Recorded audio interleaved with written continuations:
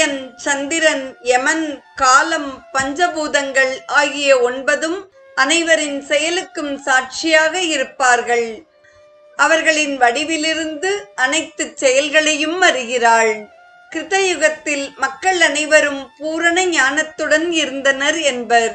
தேவியோ எப்போதும் கிருத்தயுகத்தின் பூரண ஞானத்துடன் விளங்குகிறாள். கிருத்தஜ்ஞா என்றால் செய் நன்றி அறிந்தவன் என்றும் பொருள் கொள்ளலாம்.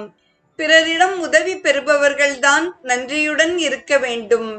வேண்டுவது ஒன்றும் இல்லாத தேவி ஏன் அவ்வாறு நன்றி பாராட்ட வேண்டும்? அடுத்த நாமம் இதற்கு விடையாக அமைந்துள்ளது. தொடரும் நாமம் ஓம் காம பூஜிதாயை நமக என்பதாகும். மன்மதனால் வழிபடப்பட்டவள்.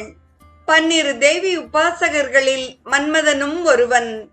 காமன் முதல் சாதித்த புண்ணியர் எண்ணிலார் போற்றுவர் தையலையே என்று அபிராமி பட்டர் காமனுக்கே முதலிடம் கொடுக்கிறார். ஏன் தெரியுமா? பிரிந்திருந்த சிவசக்தியை ஒன்று சேர்க்கும் பணியில் தன்னை தியாகம் செய்கிறான் அல்லது ஆத்ம நிவேதனம் செய்து கொண்டான்.